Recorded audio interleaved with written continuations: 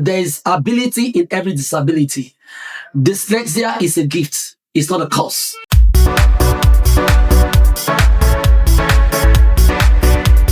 Hi, and welcome to C-AdvocateTV. My name is Blessing Ireka, and on today's episode of the show, we have someone special with us who is going to be telling us a little about his story. Welcome. Thank you. Please, can you go ahead and tell us your name and tell us a little about yourself? Okay, my name is Miracle Kelechi Meribe. I'm a dyslexia survivor, dyslexia advocate, a psychotherapist, and also the author of one of the best-selling book titled My Identity.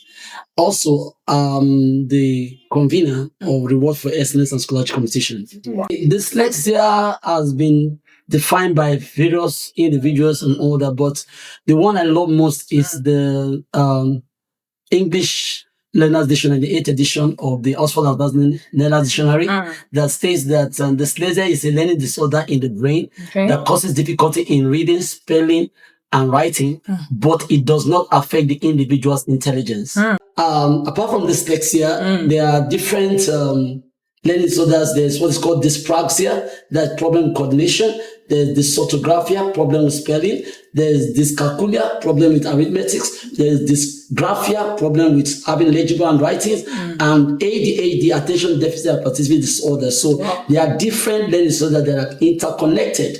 So I was born with it, so I'm a survivor. Okay, so how did you discover it, and what are some of the early signs or struggles you faced? Okay, I didn't discover it. It's not until when I grew up, just like many other individuals all over the world, they never knew about it. You know, I would say that there was any test that was carried and all that, but it was when I grew up and I started studying, I discovered that, oh, this was dyslexia. So, I was born with it, so the challenges I had, like, I remember I was brought up in Ajegula, Papa, Lagos State. Okay. That's where I was brought up.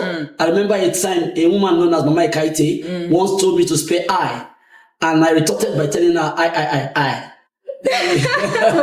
And she laughed me to scorn, you know. Then if one comes around me and say I should spell rat, if you spell it for me, if you come in 20 minutes time and ask me, I will say T-A-R.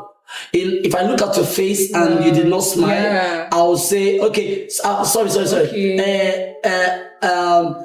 A-R-T. And if you did not smile, I'll say, okay. R-A-T. So, because the letters rumbles in my brain. So that's the normal thing that people that were born with dyslexia struggle with. Wow. Okay. Thank you so much for that enlightenment. What actually helped you cope and push through? Was there someone or something that made a difference? Okay. My classmate Emeka Nwajeyi was the one that teaches me everything in the class. Okay. Because other students have their own lockers, but I and Emeka Nwajeyi, I share a locker with him so that he will teach me. He teaches me dictation, verbal aptitude, quantitative aptitude, and everything in the class. So that was how I was being promoted while in school. But it was while I was at my 6th, that's where I started picking up and I started reading. I'm privileged to be the convener of the award-winning competition in Nigeria which is known as Reward for Excellence and Scholarship Competition. We have a lot of participants in the past. For the first time they attended competition in their lifetime. One of them is the celebrity lady known as Chinalu Mogo, is a success.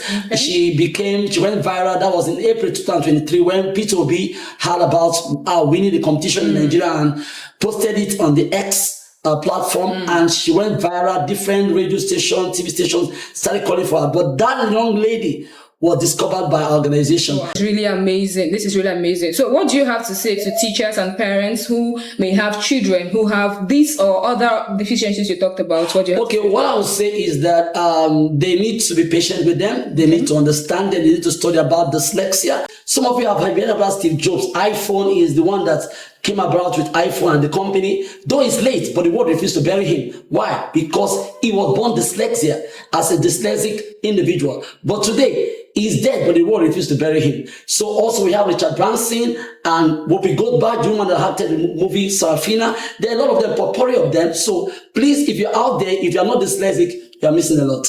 Thank you so much. My name is still Blessing Ireka, and this is C-AdvocateTV.